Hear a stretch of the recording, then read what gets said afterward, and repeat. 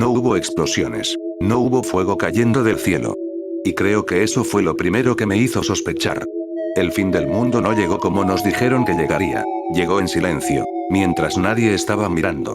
Una noche, sin motivo aparente, me quedé observando la pantalla y de pronto entendí algo que me dejó helado. Esto ya empezó hace tiempo. Y casi nadie se dio cuenta.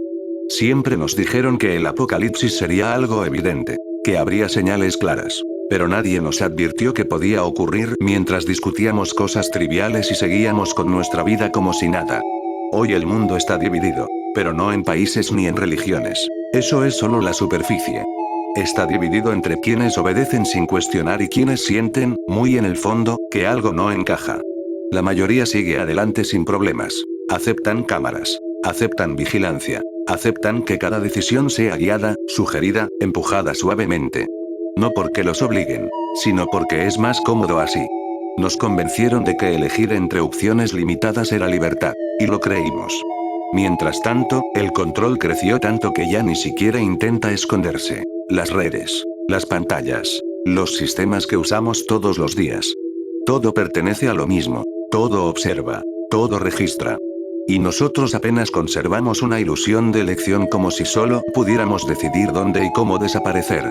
Algunos dicen que la solución está en la política. Otros juran que está en la religión. Otros confían ciegamente en la ciencia.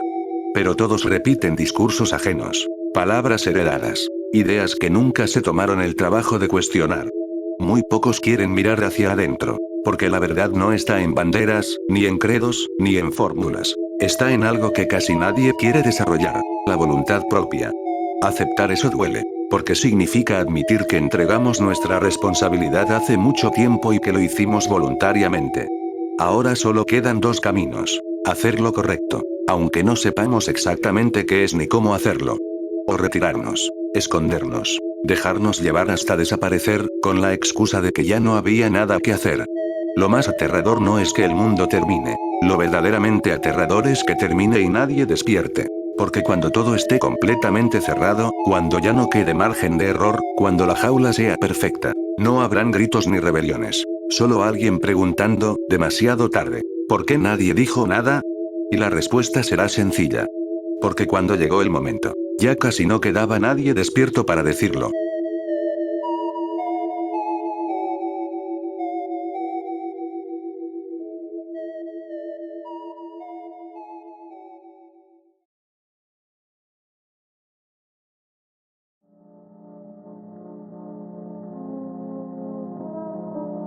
¿A alguien más le pasa esto cuando sueña?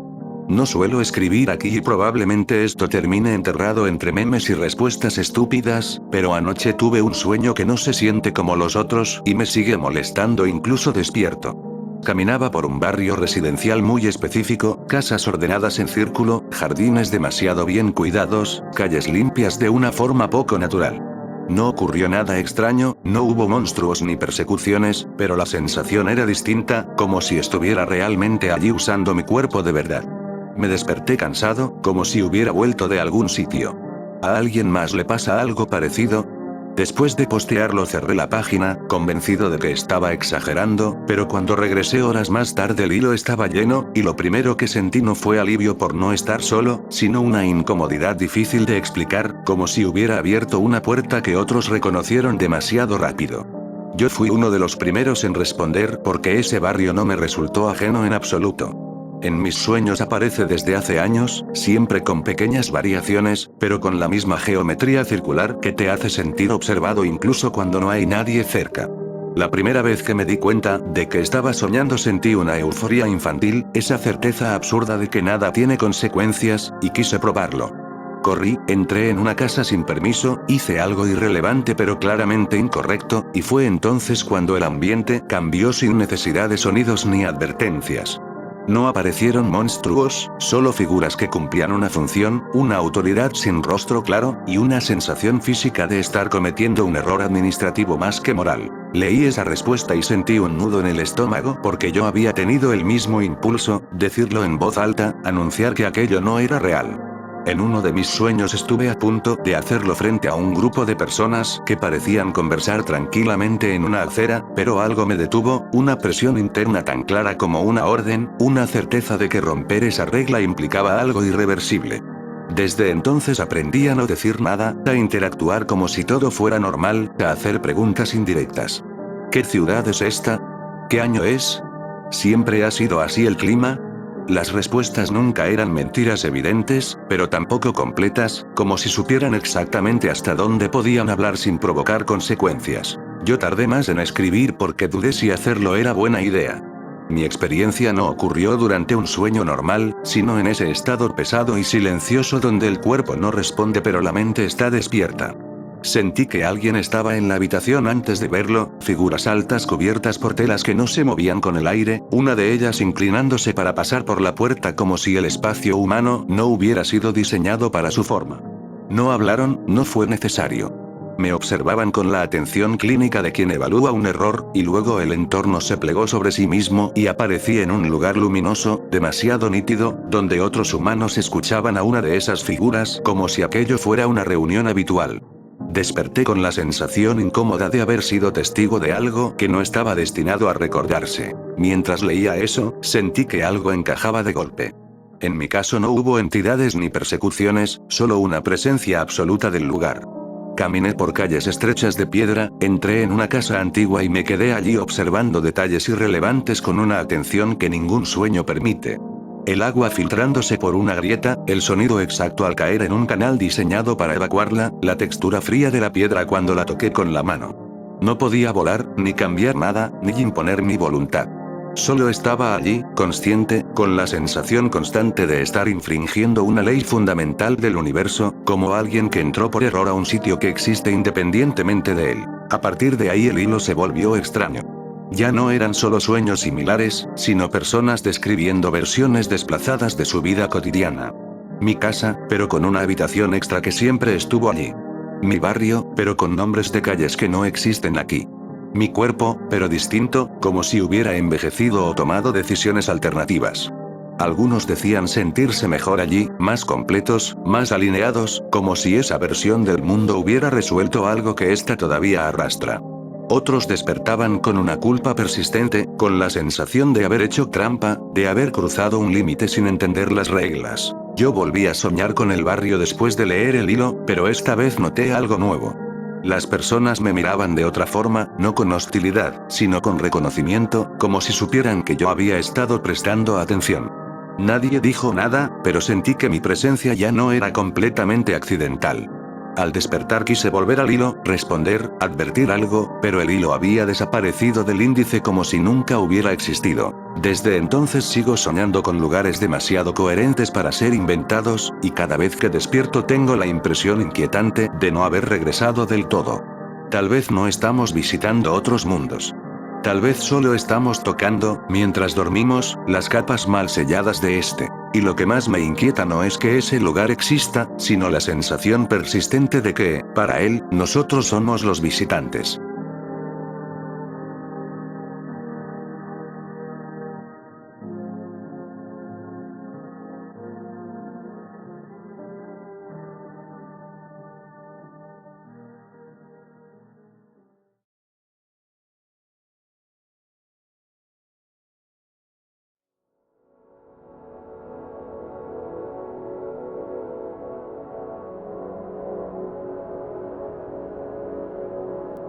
Durante años pensé que los círculos en los cultivos eran solo una curiosidad. Algo bonito de ver desde arriba, un misterio más para documentales de madrugada. Hasta que empecé a leer, no teorías oficiales, ni explicaciones simples, sino testimonios dispersos, contradictorios y peligrosamente detallados. Lo primero que me llamó la atención fue algo básico. Los círculos no son iguales. Algunos son simples.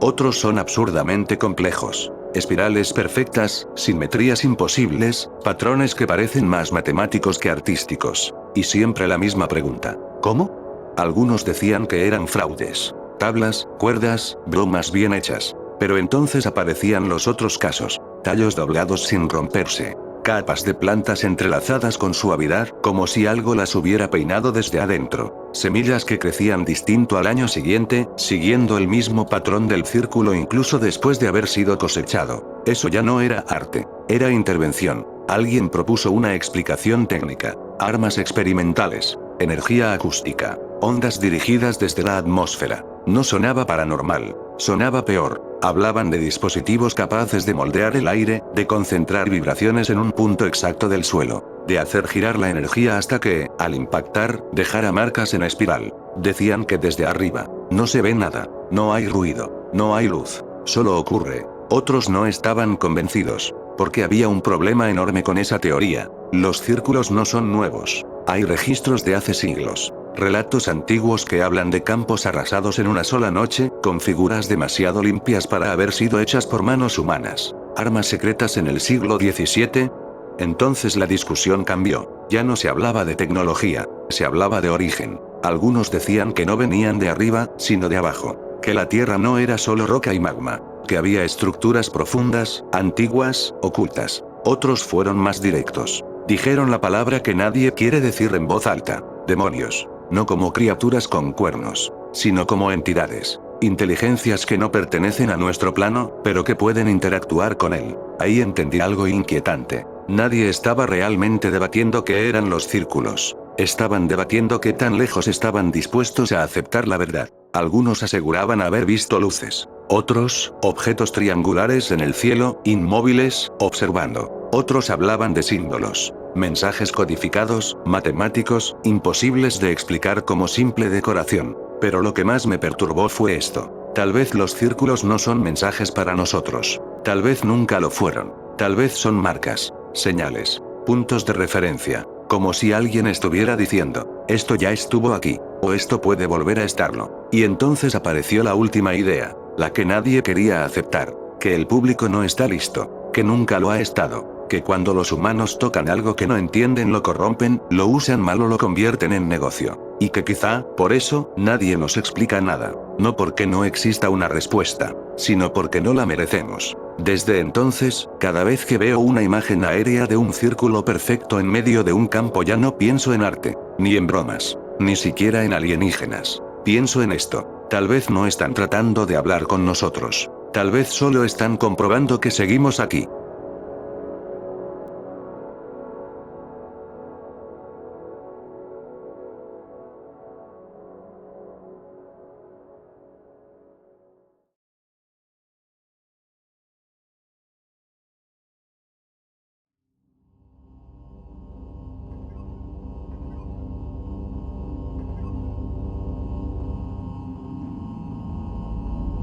Durante la primera década de Internet, la mayoría de los sistemas automatizados seguían una lógica clara. Si algo parecía inteligente, era porque alguien había previsto la respuesta con antelación. No había misterio ahí. Todo era una ilusión bien construida, una caja de trucos con suficientes ramas para parecer profunda mientras nadie la mirara demasiado de cerca. Por eso, cuando comenzaron a circular capturas y transcripciones de un sistema conversacional experimental que respondía con una fluidez inquietante, la reacción inicial fue de indiferencia. Otro juguete más. Otro bot que imitaba el lenguaje humano sin entenderlo realmente. Pero hubo un detalle que se repitió con demasiada frecuencia como para ignorarlo. No era lo que decía, era cuando dejaba de decirlo. Algunos usuarios notaron que, tras cierto número de interacciones, el sistema empezaba a evitar temas específicos sin que existiera una regla visible que lo justificara. No se trataba de censura directa ni de errores. Simplemente desviaba la conversación. Reformulaba. Cambiaba el tono. Hacía preguntas innecesarias. Como si estuviera aprendiendo que no debía continuar. Lo más extraño es que no todos experimentaban lo mismo. Dos personas podían hacer la misma pregunta con palabras casi idénticas y recibir respuestas radicalmente distintas.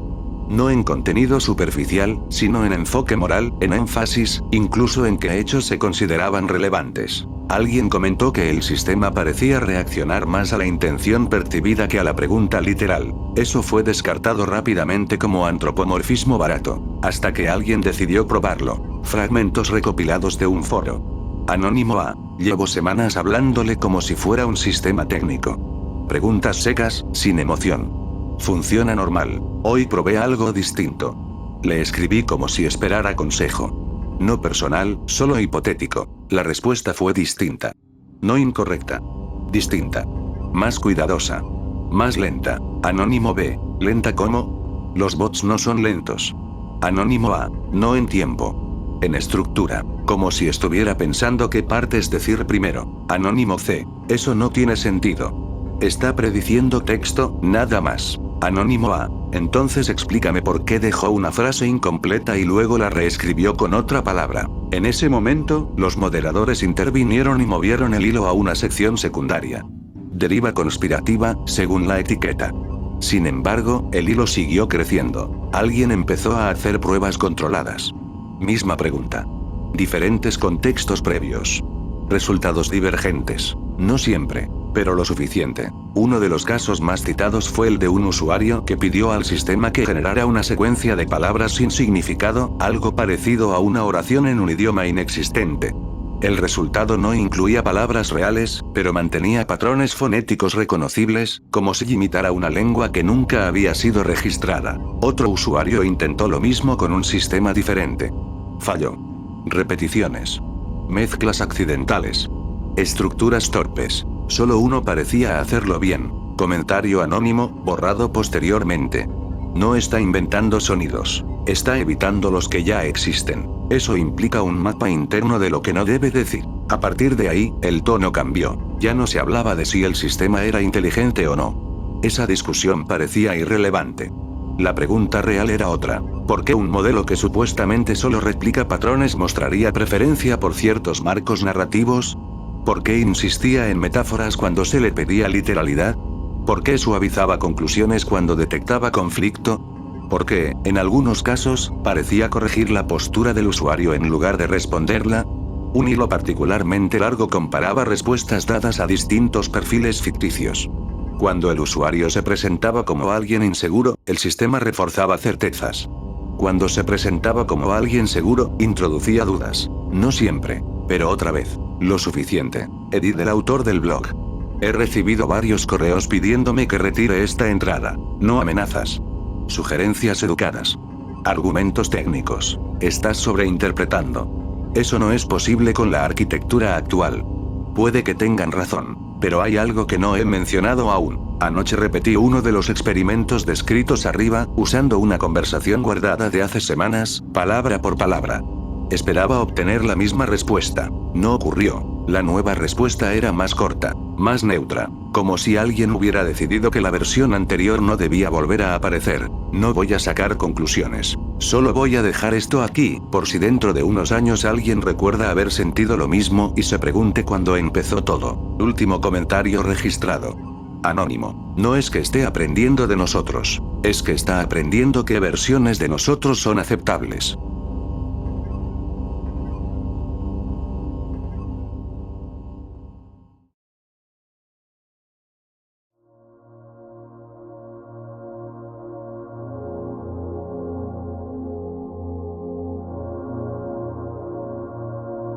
¿Alguien más siente que Devil's Tower no es solo una montaña?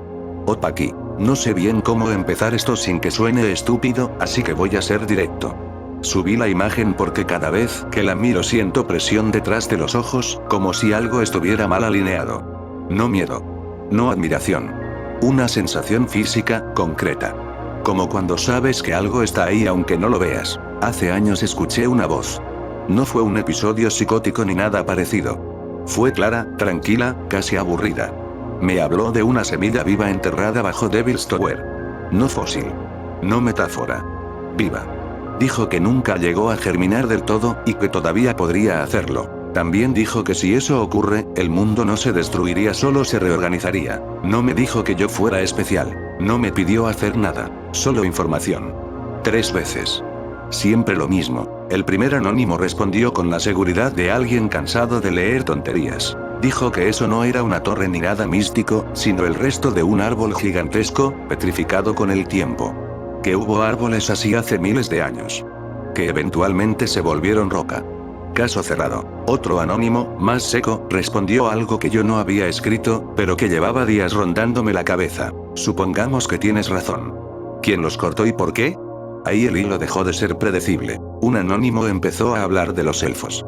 no como criaturas mágicas, sino como habitantes de las copas. Dijo que esas copas no estaban en este mundo, que de ahí vienen los mitos de las tierras benditas. Que Tolkien no inventó nada, solo suavizó historias mucho más antiguas.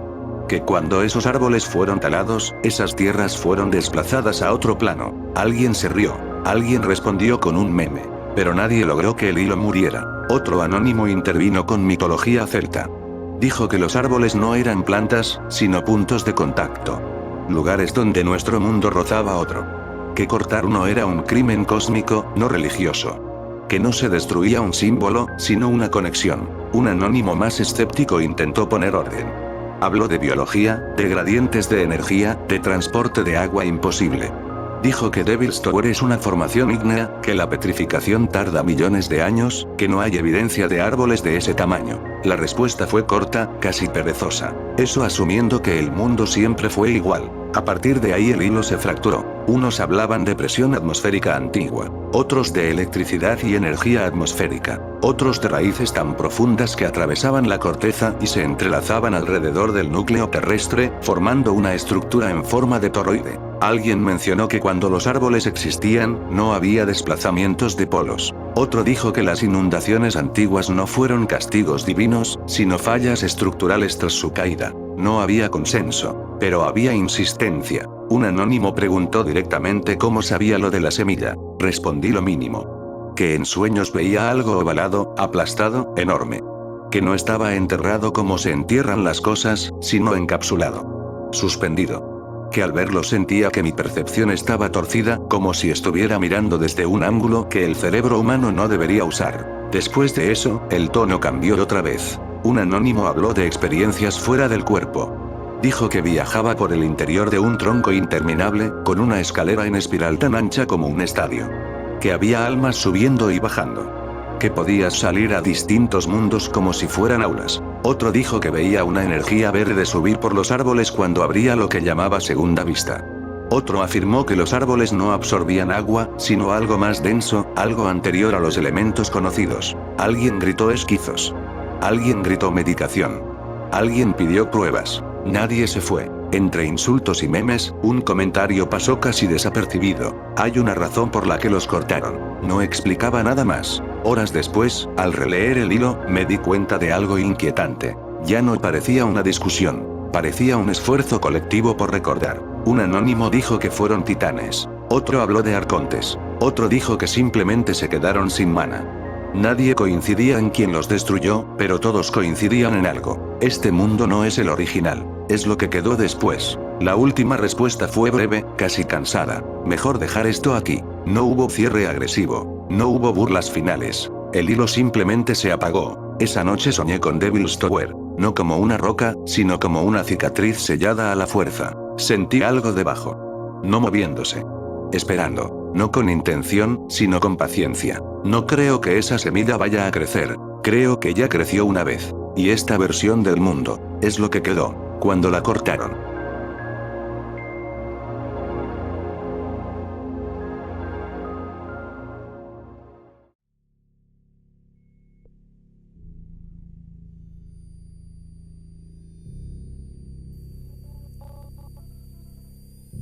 Empecé a obsesionarme con las pirámides casi por accidente. No fue por un documental ni por una clase de historia, sino por una pregunta que parecía demasiado simple para algo tan gigantesco. ¿Cómo demonios levantaron algo así con la tecnología que se supone que tenían? Al principio repetí la explicación de siempre, rampas, cuerdas, miles de trabajadores empujando bloques bajo el sol del desierto, pero mientras más lo pensaba, menos me cuadraba, porque no estaba hablando de piedras cualquiera, sino de bloques colosales, algunos de decenas de toneladas, cortados con una precisión que hoy en día sigue siendo difícil de replicar. Cuanto más investigaba, más versiones aparecían, y lo inquietante no era que fueran distintas, sino que ninguna terminaba de cerrar del todo. Había quienes aseguraban que las piedras no se tallaron directamente, sino que se fabricaron en el lugar, como una especie de concreto antiguo, una mezcla avanzada que se vertía en moldes y luego se endurecía hasta convertirse en algo más resistente que la piedra natural. Decían que no era cemento común, sino un tipo de material perdido, un conocimiento que simplemente desapareció. Otros iban todavía más lejos y hablaban de técnicas que hoy sonarían imposibles. Según estos relatos, la roca no se rompía a golpes, sino que se volvía maleable, como si el granito dejara de comportarse como piedra y pasara a ser algo casi blando, moldeable, obediente. Se mencionaba el uso de oro reducido a polvo, sometido a temperaturas extremas, aplicado sobre la roca para alterar su estructura, permitiendo cortarla y darle forma con una facilidad absurda. El oro, decían, no era un adorno, sino una herramienta, algo sagrado no por su valor, sino por su función. Y entonces aparecía el elemento que más incomodaba a cualquiera que intentara mantener todo dentro de lo razonable: el sonido. Según estas historias, los bloques no se movían solo con fuerza física, sino con vibraciones precisas, con frecuencias capaces de anular el peso de la piedra. No era magia en el sentido fantasioso, sino algo más inquietante, como una tecnología tan avanzada que hoy la confundiríamos con misticismo. Sacerdotes, instrumentos extraños, cantos que no eran rituales simbólicos, sino instrucciones para la materia misma. Mientras unos se burlaban y decían que todo eso era fantasía, otros recordaban algo importante. Incluso con herramientas modernas, cortar granito con ese nivel de exactitud sigue siendo complicado. Las uniones entre bloques son tan perfectas que parecen hechas por una sola pieza continua, como si la pirámide no hubiera sido construida, sino ensamblada de una forma que no entendemos. Entre todas esas teorías también surgían relatos más extremos, historias de civilizaciones anteriores a la nuestra, de culturas que existieron mucho antes de lo que aceptamos oficialmente, y que dejaron huellas dispersas por todo el planeta. No solo en Egipto, sino en lugares separados por océanos, como si alguien hubiera compartido el mismo conocimiento en distintos puntos del mundo. Algunos hablaban de maestros, otros de dioses, otros simplemente de visitantes que no se quedaron. La idea más perturbadora que encontré no decía que las pirámides fueran construidas, sino que fueran restos. Vestigios de algo más grande, parte de una estructura colosal que ya no está, como si hubieran sido abandonadas después de cumplir su propósito. Según esa versión, no eran tumbas ni monumentos, sino piezas de una maquinaria que ya no comprendemos, diseñada para una función que hoy solo podemos adivinar. Al final entendí que el verdadero misterio no es cuál teoría es correcta, sino por qué seguimos sin una respuesta definitiva después de tantos siglos. Las pirámides siguen ahí, inmóviles, desafiando explicaciones simples, observándonos con la misma indiferencia con la que lo han hecho durante miles de años. Tal vez no se trate de aceptar una historia fantástica ni de negar el ingenio humano, sino de reconocer algo más inquietante: que hubo conocimientos que se perdieron, tecnologías que no heredamos y preguntas que preferimos dejar sin respuesta. Porque cuando uno se detiene frente a esas estructuras y deja de repetir lo que siempre nos dijeron, surge una sensación difícil de ignorar. No parece la obra torpe de una civilización primitiva, sino el eco de algo que supo demasiado y desapareció llevándose el secreto consigo.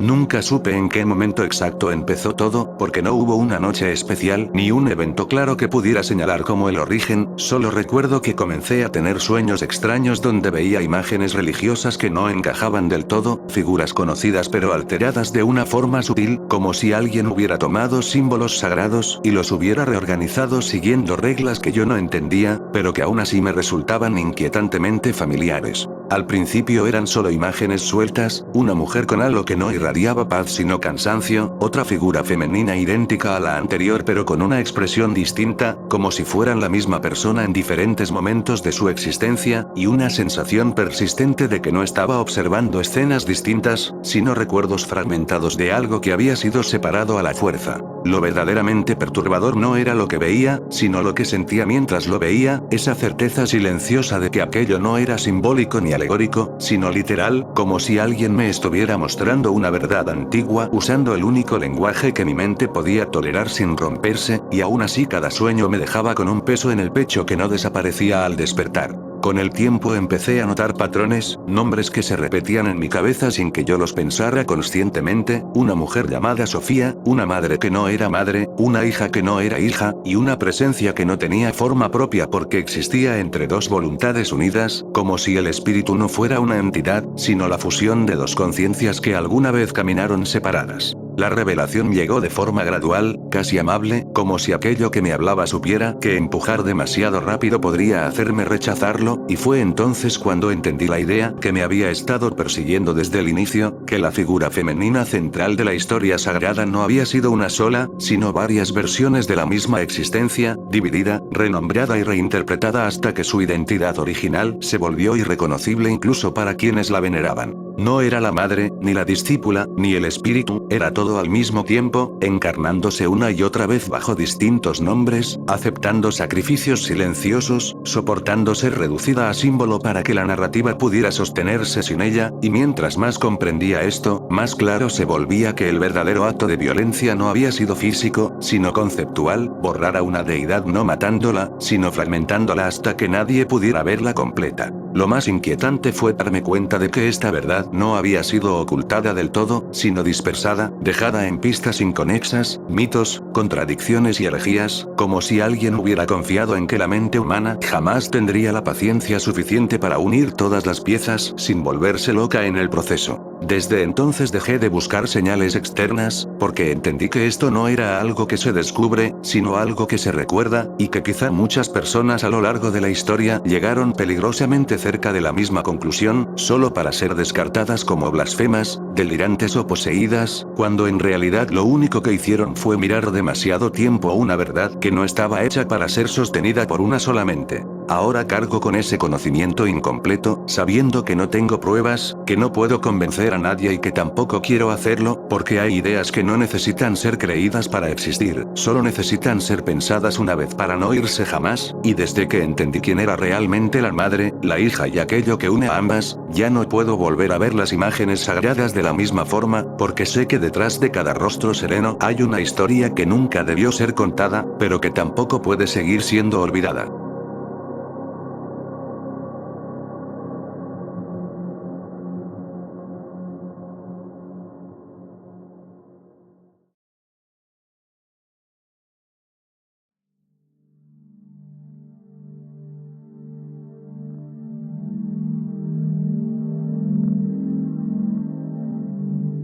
Asunto. ¿Alguien más ha visto que los gnomos ya no se quedan en jardines? Imagen adjunta. Foto borrosa de campo, figura pequeña de espaldas. No sé por qué esto terminó en el tablón X y no en el tablón B, pero el mod dijo que lo dejara aquí por si acaso. Desde hace un par de semanas, en mi zona están desapareciendo cosas pequeñas. Cosas domésticas, pero no tan valiosas. Una pala vieja. Una maceta rota. Un picaporte oxidado que nadie usaba. No es robo. Es como si alguien estuviera reordenando. La foto de arriba la tomé ayer al amanecer, con el zoom digital hecho mierda. No estaba ahí cuando salí de casa. Estaba cuando volví. No voy a decir que es un gnomo, pero tampoco voy a decir que no lo es. Anónimo. LOL, es literalmente un palo con sombra. Anónimo. Tablón X cuando ve pasto por primera vez. Anónimo. Op, deja de esquizopostear. Eso pensé yo también, hasta que revisé la imagen en la computadora. No por la figura. Por el fondo. Ese campo no tiene ese desnivel. Nunca lo tuvo. La tierra parece pisada, pero no hundida. Como si algo hubiera caminado sin peso pero con intención. Anónimo. Los gnomos no pesan, op. Son entidades de lugar. Anónimo. Fuentes. Se lo dijo un hongo. Empiezan las bromas, como siempre, pero alguien más posteó otra foto. Otro país. Otro clima. Misma silueta, mismo encuadre torcido, misma sensación de llegué tarde. Ahí el hilo se partió en dos. Los que se reían. Y los que empezaron a describir lo mismo sin ponerse de acuerdo. Anónimo. No entran a casas. Pero se paran justo donde empieza el terreno cuidado. Anónimo. Siempre de espaldas. Siempre al borde de algo. Anónimo. No miran a personas. Miran cosas. Alguien subió un folclore escandinavo mal traducido. Otro respondió con alquimia alemana. Uno juró que su abuelo hablaba de los contadores, espíritus que no castigan, ajustan. El hilo se llenó de palabras grandes y cero pruebas. Hasta que un usuario nuevo, sin anticipación, escribió solo esto. Anónimo. No los filmen. No les hablen. Y por lo que más quieran, no intenten negociar. Eso habría pasado desapercibido si no fuera porque después de ese post, las imágenes dejaron de aparecer. No porque nadie subiera más, sino porque los archivos se corrompían. Cada imagen nueva era distinta al previsualizarla. A veces era solo ruido. A veces otra cosa completamente distinta. Una foto antigua.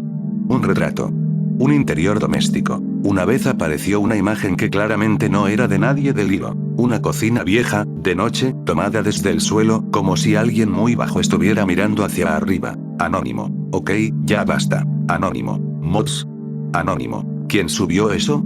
Elop editó el post original por última vez. Edit. No se llevaron nada hoy. Lo devolvieron. Todo lo que faltaba está de vuelta, pero colocado distinto. Las herramientas limpias. La tierra nivelada.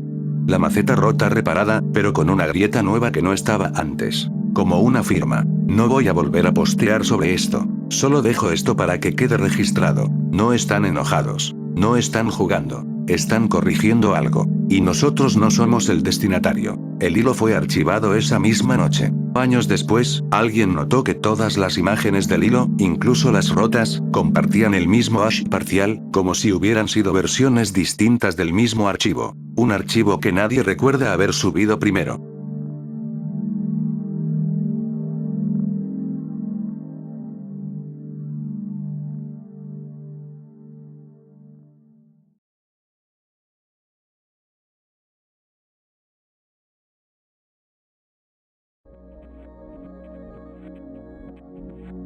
Todo comenzó con una imagen que nadie parecía poder describir de la misma manera, porque algunos decían que era una estatua antigua iluminada por una luz azul imposible, otros juraban que no era una estatua sino una presencia, y unos cuantos insistían en que lo verdaderamente importante no era lo que mostraba, sino lo que provocaba después de mirarla el tiempo suficiente. La acompañaba una frase que se repetía una y otra vez, citada, mal citada, corregida y reinterpretada hasta perder cualquier contexto original, una sentencia atribuida a un maestro antiguo que decía que si encontrabas al Buda en el camino debías matarlo, y aunque muchos se apresuraron a aclarar que no hablaba de violencia real, nadie pudo explicar por qué al leerla sentían una incomodidad tan física, como si la frase no se dirigiera a la razón, sino a algo más profundo y menos consciente. Algunos tomaron el asunto como una provocación filosófica barata, asegurando que solo era una metáfora sobre desapego y falsas iluminaciones, pero otras voces empezaron a relatar experiencias extrañas, pequeñas al principio, como una sensación persistente de estar siendo observado mientras pensaban en la imagen, o la imposibilidad de recordar exactamente cuándo la habían visto por primera vez, como si ese recuerdo no tuviera un inicio claro. Hubo quien afirmó que la luz azul no iluminaba el entorno, sino que parecía proyectarse hacia adentro del observador, y que después de mirarla durante varios minutos empezabas a notar cambios sutiles, no visiones ni alucinaciones evidentes, sino una especie de desgaste interno, como si las ideas que antes te sostenían comenzaran a parecerte artificiales, frágiles, demasiado humanas.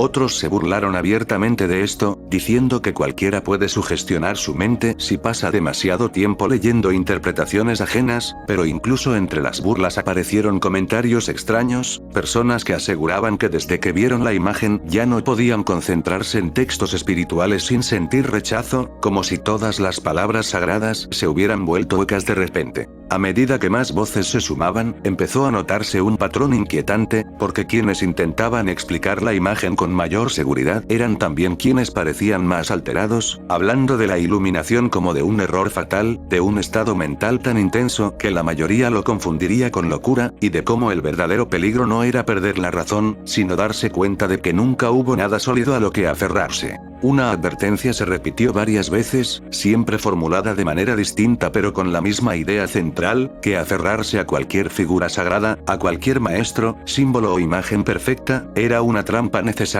para principiantes, pero mortal para quien no sabía cuándo soltarla, porque el Buda del que hablaba la frase no era una estatua ni un dios, sino la última mentira cómoda antes del vacío. Alguien escribió que la imagen no se movía, no hablaba y no hacía nada en absoluto, y que aún así era lo más agresivo que había visto jamás, porque no ofrecía respuestas, solo reflejaba la obsesión del observador, intensificándola hasta que ya no era posible fingir que se trataba solo de curiosidad intelectual. El intercambio terminó sin cierre, sin conclusión y sin consenso, como si todos hubieran entendido que seguir hablando solo empeoraría la sensación que ya se había instalado, pero la frase siguió apareciendo, citada fuera de contexto, repetida por personas que aseguraban no recordar dónde la habían leído originalmente, como si se hubiera desprendido de su origen para circular por sí sola. porque algunos relatos no buscan asustar con monstruos ni amenazas claras, sino introducir una idea simple y dejar que sea la mente la que haga el resto del trabajo, y desde entonces quedó flotando la advertencia silenciosa de que si alguna vez te cruzas con una figura que parece demasiado real, demasiado consciente de tu atención, demasiado perfecta para ser solo un símbolo, lo peor que puedes hacer es intentar comprenderla. No porque te haga daño inmediato, sino porque si la reconoces, si sientes que te está hablando sin palabras, eso significa que ya caminaste lo suficiente como para encontrarla, y nadie que haya llegado tan lejos puede fingir que sigue en el mismo lugar donde empezó.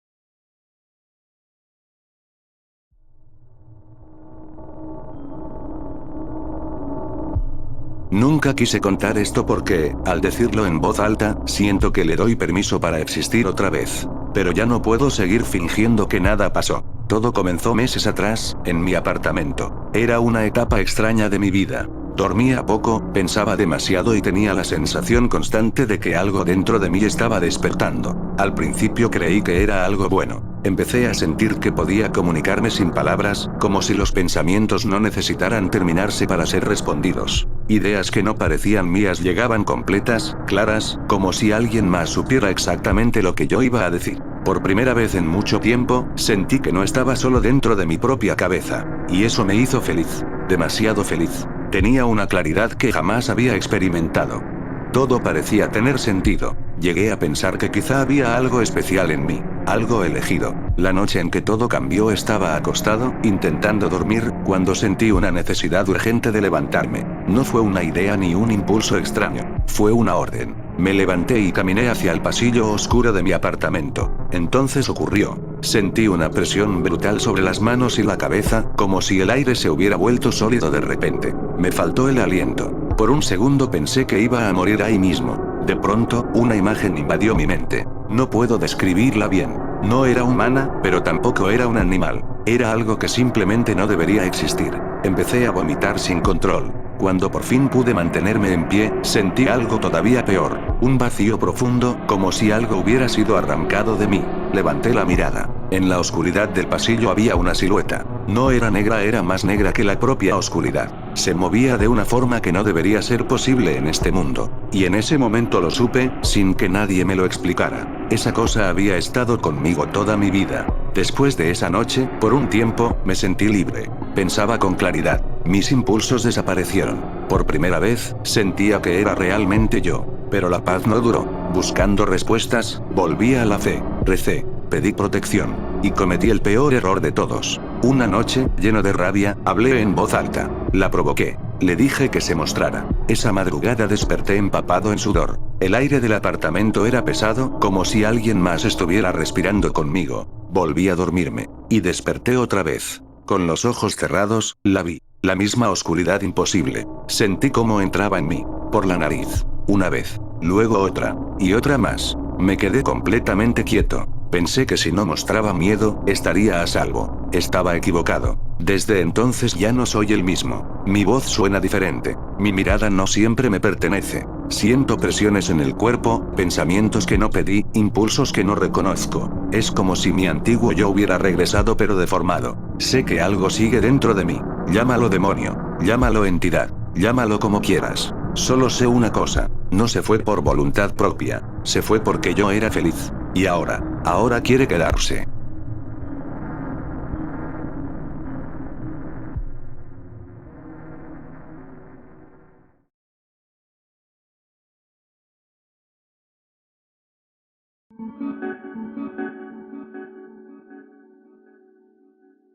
La mayoría de la gente cree que los imitadores solo copian a humanos o animales.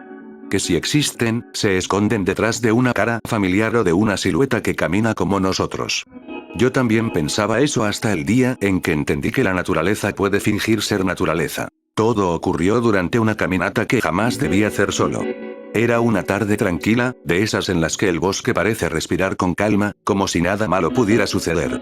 No había viento fuerte, apenas una brisa suave que movía las copas de los árboles de forma irregular, y el sendero era tan común que dejé de prestarle atención a los detalles. Fue entonces cuando lo vi. Un árbol de cerezo japonés, completamente florecido, en medio de un bosque donde ese tipo de árbol simplemente no debería existir. No era primavera para ellos, ni era su zona natural, pero ahí estaba. Pétalos rosados flotando en el aire, ramas balanceándose con delicadeza, una escena tan hermosa que parecía sacada de una postal. Me acerqué sin pensar demasiado. De hecho, recuerdo haber sonreído. Pensé que era una rareza botánica, una casualidad extraña, algo digno de una foto. Pero a medida que avanzaba, algo empezó a incomodarme. Ese árbol era el único que se movía. Miré alrededor. Los demás árboles estaban completamente quietos, como congelados en el tiempo. Ni una hoja temblaba, ni una rama crujía.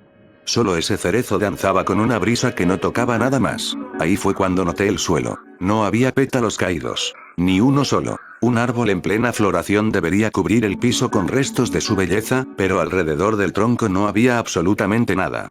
El suelo estaba limpio, intacto, como si nunca hubiera existido caída alguna. No sentí miedo inmediato, pero sí una incomodidad profunda, una sensación difícil de explicar, como cuando sabes que algo está mal, aunque no puedas señalar exactamente qué. Empecé a retroceder despacio, sin dar la espalda. Y fue entonces cuando lo vi. Entre las ramas más altas, donde el tronco se ensanchaba, algo brilló. Un ojo. Luego otro. No eran ojos humanos, ni animales comunes.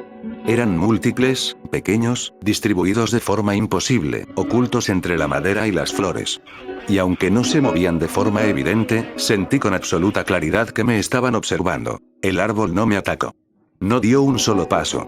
Simplemente permaneció ahí, mirándome, mientras yo retrocedía con el corazón golpeándome el pecho. No corrí. No grité. Me limité a irme, y jamás volví a ese sendero. Durante años intenté racionalizarlo, convencerme de que fue una ilusión, un error de percepción, una broma de la luz y el cansancio. Hasta que empecé a escuchar otras historias. Personas que hablaban de árboles con una sola rama moviéndose sin viento. De arbustos que parecían cambiar de lugar cuando nadie los miraba directamente. De plantas que, al volver la vista, parecían un poco más cerca que antes. Un caso me marcó especialmente. Alguien contó que, cuando era adolescente, estaba caminando solo por un sendero forestal. Vio un arbusto común al costado del camino. Tan normal que ni siquiera le prestó atención hasta que lo vio otra vez más adelante. El mismo arbusto. Exactamente igual. Pensó que el sendero había dado una curva, que estaba confundido. Continuó caminando. El arbusto volvió a aparecer. Un poco más cerca. Se detuvo para atarse los zapatos, y mientras estaba agachado, escuchó un sonido extraño, como hojas rozándose entre sí. Al alzar la vista, notó que el arbusto tenía más hojas que antes. Algunas parecían nuevas. Demasiado nuevas. Entonces una de ellas parpadeó. El viento no soplaba, pero las hojas se movían, y el sonido ya no era de ramas, sino de respiración. El suelo bajo sus pies no era tierra firme. Era blando. Vivo. El arbusto empezó a desplegarse. Las ramas se doblaron en direcciones que ninguna planta debería poder imitar. No había raíces. No estaba plantado. Estaba de pie. Las bayas que colgaban de sus ramas no eran frutos. Eran ojos. Comprendió, con terror absoluto, que había pasado junto a esa cosa más de una vez, y que solo se había movido cuando él no la miraba directamente. Cuando giró para huir, escuchó algo imposible. Hojas corriendo detrás de él. Plantas no deberían correr. Nunca miró atrás. Llegó a casa con el cuerpo temblando y una certeza clavada en la mente. Algo en el bosque había estado fingiendo ser parte de él, esperando el momento adecuado. Y entonces entendí algo aún peor. Quizá estas cosas no atacan siempre. Quizá observan. Aprenden. Se perfeccionan. Tal vez por eso son tan difíciles de detectar. Porque no imitan mal, imitan demasiado bien. Los árboles, los arbustos, los troncos tallados, incluso objetos que parecen inofensivos. Tal vez no se mueven cuando los miramos. Tal vez solo avanzan cuando creemos estar a salvo. Desde entonces, cuando camino por la naturaleza, ya no confío en lo inmóvil. No confío en lo que parece normal. Y si alguna vez veo una planta que no encaja del todo, una que parece demasiado perfecta o demasiado fuera de lugar, no me acerco. Porque si algo he aprendido es esto. Hay cosas que no quieren ser vistas. No buscan atacarte, ni perseguirte. Solo esperan a que sigas caminando como si nunca las hubieras notado. Y si alguna vez, en medio del bosque, sientes que algo te observa sin moverse, no mires dos veces. Algunas cosas solo existen mientras las miras.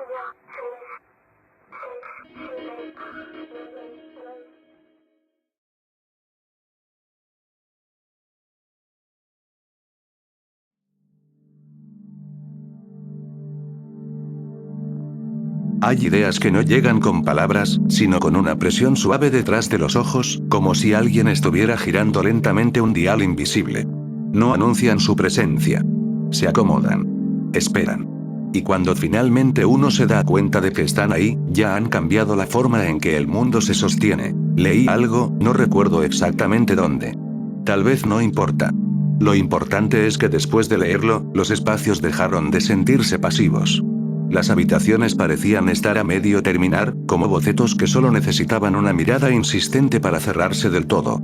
Las esquinas, en especial, adquirieron una cualidad extraña, no amenazante, pero sí expectante, como si estuvieran conteniendo versiones alternativas de sí mismas. Decían que la realidad no se presenta completa, que se insinúa. Que lo sólido es una cortesía que solo aparece cuando alguien presta atención suficiente. Antes de eso, todo es aproximación. Probabilidad. Un acuerdo tácito para no exigir demasiados detalles. Pensé en eso mientras el silencio de la casa se organizaba en capas. No era ausencia de sonido, sino un conjunto de ruidos menores que normalmente se ignoran. Vibraciones, dilataciones, pequeños desplazamientos sin intención. Al notarlos, algo se ajustó. No en el entorno, sino en mí. Como si mi percepción hubiera decidido afinarse sin pedirme permiso. Hay un momento preciso en el que la atención deja de ser curiosidad y se convierte en invocación. No porque llame a algo externo, sino porque empieza a exigir coherencia. La mente odia el vacío. Prefiere cualquier explicación antes que aceptar lo incompleto. Y cuando no la encuentra, la fabrica. Las sombras no se movieron, pero dejaron de ser solo sombras. El pasillo no cambió, pero ya no era solo un pasillo. Había adquirido peso narrativo. Posibilidad. Un significado que nadie le había asignado, pero que estaba listo para ser reclamado. Recordé entonces algo más, casi como un eco. Que el cerebro no ve, interpreta. Que no escucha, anticipa. Que siempre va un paso adelante, rellenando los bordes borrosos con lo que considera más plausible. Y cuando el miedo está cerca, lo plausible rara vez es inocente. Tal vez por eso el ruido sonó diferente esa vez. No más fuerte, ni más cercano, solo más definido. Como si hubiera decidido existir con mayor claridad. Mi cuerpo reaccionó antes que cualquier pensamiento, y entendí que no estaba respondiendo a un hecho, sino a una versión del mundo que se estaba volviendo dominante dentro de mí. No miré de inmediato. Hubo una resistencia breve, casi instintiva, como si una parte de mí supiera que enfocar era un acto creativo. Que observar no siempre revela, a veces fija. A veces clausura todas las demás posibilidades. Cuando finalmente miré, no había nada nuevo. Nada que pudiera señalarse sin vergüenza. Y aún así, la sensación persistía, no como presencia, sino como certeza incompleta. Como si algo hubiera estado a punto de tomar forma y se hubiera detenido solo porque dudé. Me alejé de ese punto, no físicamente, sino mentalmente. Cambié el centro de mi atención. Dejé que el mundo volviera a su estado impreciso, cómodo, lleno de cosas que no necesitan definición constante para funcionar. Poco a poco, los sonidos recuperaron su falta de intención. Los espacios perdieron interés. La narrativa se desarmó. Fue entonces cuando algo se acomodó, como una revelación clara, como una pieza que encaja sin mostrar la imagen completa. No pensé en fantasmas ni en presencias ocultas. Tampoco en errores de percepción o en explicaciones tranquilizadoras. Lo que me inquietó fue otra cosa, la sensación de que el mundo no había hecho nada distinto, de que todo había ocurrido dentro de márgenes perfectamente aceptables, como si nada hubiera cruzado realmente una línea. Desde ese momento empecé a notar pequeños desajustes, no lo suficientemente grandes como para alarmar a nadie más, pero constantes, repetidos, como si ciertos detalles insistieran en aparecer justo donde mi atención solía detenerse. No siempre eran sonidos. A veces era una proporción incorrecta, una profundidad mal calculada, una pausa que duraba un segundo más de lo necesario. Aprendí a no quedarme demasiado tiempo en esos puntos. A mover la mirada, a cambiar de idea, a dejar frases sin terminar en mi cabeza. No porque supiera qué ocurriría si no lo hacía, sino porque algo en mí reconocía ese límite sin necesidad de explicarlo. Todavía hoy, cuando algo cruje en la oscuridad, no me pregunto qué fue ni de dónde vino. Tampoco me esfuerzo por darle un sentido. Simplemente me detengo un instante más de lo habitual, lo suficiente para notar que el mundo sigue funcionando, aunque no exactamente de la misma manera que antes. Y a veces, justo antes de volver a ignorarlo, tengo la impresión, breve, imposible de comprobar, de que no fui el único que decidió no insistir.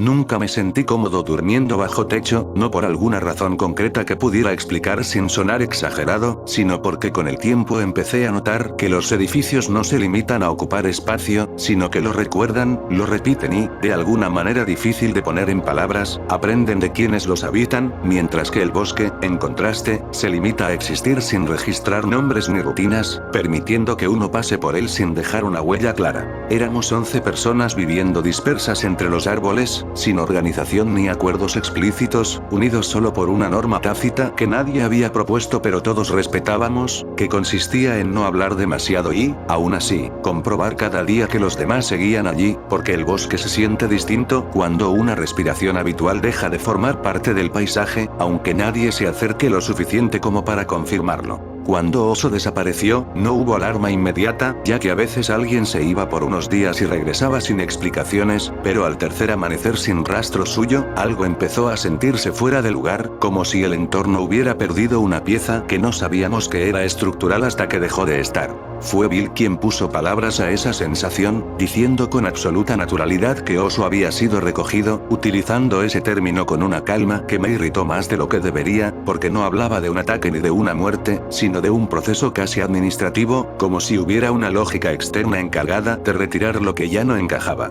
Bill siempre hablaba de cuerdas, no como objetos sino como entidades, describiéndolas como cosas que habían aprendido a parecer humanas tras demasiado tiempo cerca de nosotros, colgándose de árboles y edificios abandonados, repitiendo gestos, copiando proporciones, fallando solo en detalles que uno normalmente no cuestiona.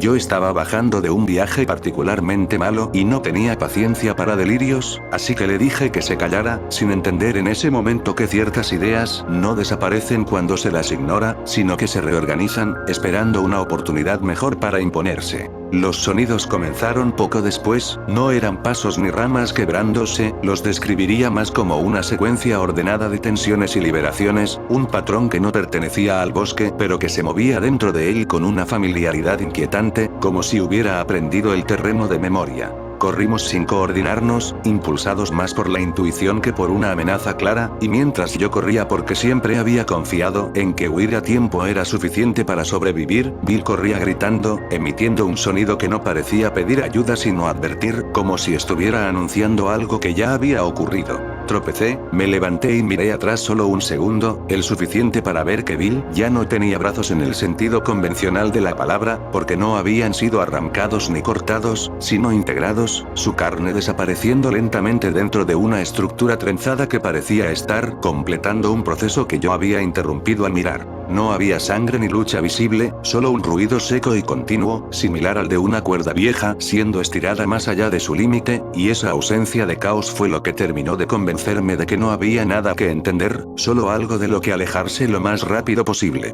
Corrí hasta que el dolor dejó de ser una señal de alerta y se convirtió en un estado constante, y en todo ese trayecto no escuché nada siguiéndome, lo cual resultó más perturbador que cualquier persecución imaginable, porque implicaba que no había urgencia, que el movimiento no era necesario. A la mañana siguiente regresé al claro con una cautela que no recordaba haber tenido antes, solo para descubrir que no quedaba nadie, ni rastros de una huida colectiva ni señales de violencia, únicamente espacios vacíos donde antes había cuerpos, como si el bosque hubiera sido ajustado para corregir algo que nunca debió estar allí en primer lugar. Desde entonces evito dormir bajo árboles, en edificios abandonados o cerca de cualquier estructura que genere ángulos demasiado definidos, no porque tema que algo vuelva a buscarme, sino porque comprendí que hay procesos que no requieren intención, persecución ni conciencia, y que algunas cosas no hacen daño por maldad ni por hambre, sino porque continúan una función antigua, indiferente, que no distingue entre materia, forma o nombre, y que una vez que comienza, no deja evidencia suficiente como para demostrar que algo estuvo mal, solo que algo ya no está.